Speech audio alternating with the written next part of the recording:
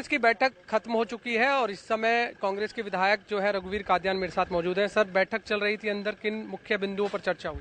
मुख्य बिंदु तो एक ही था कि कोई भी पॉलिटिकल पार्टी है वो युद्ध के मैदान में जब उतरे तो बिल्कुल दल बल के साथ पूरे हथियारों से लैस उतरे।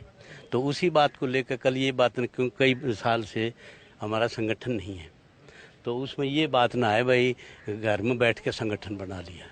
एक हमारे पार्टी में एक डेमोक्रेसी है और एक ट्रांसपेरेंसी है, तो इसलिए प्रभारी जी ने जो है ना ये ऑब्जर्वर बनाए हैं और कोऑर्डिनेटर एआईसीसी की तरफ से हैं। ये ओपिनियन लेंगे और ये अपने ओपिनियन वहाँ सबमिट करेंगे। मेजर मुद्दा यही था। तो ऑब्जर्वर जो है हर जिले में जाएंगे, तो वहाँ पर क्या किस तरह के नेता को वो देखेंगे, मतलब क्या कुछ उनकी जिम्मेदारी नहीं, जो वर्कर सबने पता है, जो वर्कर अपना ओपिनियन देना चाहे है। वैसे हमारे पास बहुत लोगों की लिस्टें भी हैं। कोई भूतपूर्व एमएलए है, भूतपूर्व कोई पीसीसी का है, कोई डिस्ट्रिक्ट का प्रेसिडेंट रहा है, कोई कांग्रेस से जुड़ा हुआ आदमी है, कोई ब्लॉक के रहे हैं, सबसे पूछेंगे। तो 9.5 साल से क्यों नहीं बन पाया, वो क्या वजह रही?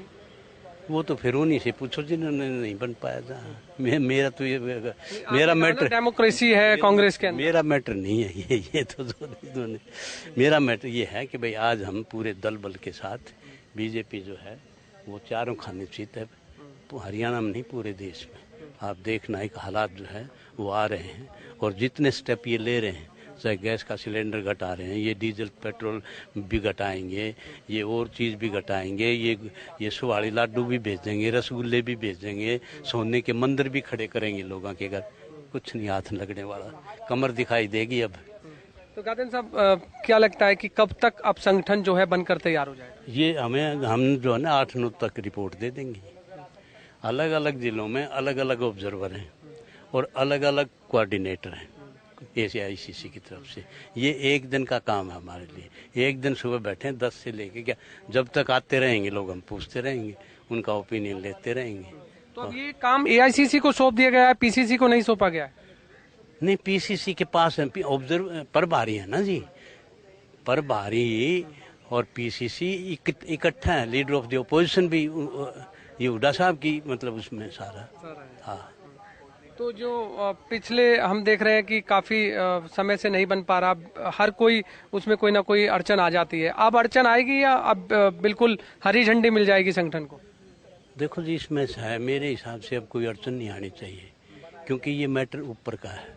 ये मैटर है in between the high leader जो है अपने, उनकी सहमति भी होगी उनकी, क्योंकि प्रजातंत्र में एक तरीका अपनाया है, उस तरीके के ऊपर किसी को कोई ऑब्जेक्शन नहीं है। कोऑर्डिनेटर निष्पक्ष आदमी है, ऑब्जर्वर निष्पक्ष आदमी है, प्रभारी जो है वो वहाँ पहले लगाए हुए थे, वो उसका मैनेजमेंट करेंगे।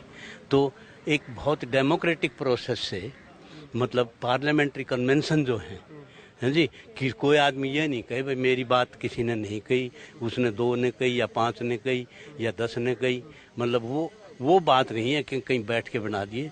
तो एक डेमोक्रेटिक जो कन्वेंशन है, डेमोक्रेटिक एक प्रोसेस है, वो हमने अपनाई है। तो एक लास्ट है मेरा सवाल कि जिन जिला अध्यक्षों की आपने नियुक्तियां करनी है या ब्लॉक अध्यक्षों की नियुक्तियां करनी है, किस आधार पर आप चुन रहे हैं? कुछ आधार बनाया है कि इन आधार पर चुना जाएगा?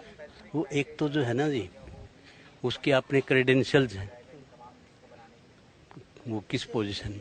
दूसरा मतलब ये नहीं हो कि भाई एक आदमी कितना ताकतवर है, पैसे वाला भी है, दूसरा भी है उसमें, वो भी, और वहाँ उसका ओपिनियन जो है ना वो सबको मतलब एक्सेप्टेबल हो। ओपिनियन आएगा सबकी तरफ से आएगा। जो पार्टी की गतिविधियों में शामिल नहीं हुए या फिर पार्टी के खिलाफ चले, उनका भी इसमें क्या नाम रहेगा? नाम तो वो तो अगर वो बताएंगे तो नीचे वालों से हम पूछेंगे ना जी। ये 300 आदमी हैं, 300 आदमी 200 आदमी किसके हक में कहते हैं? ऊपर लीडर, टॉप लीडर जो हैं जिन चुनाव लड़ा है उनकी अलग वो है जी।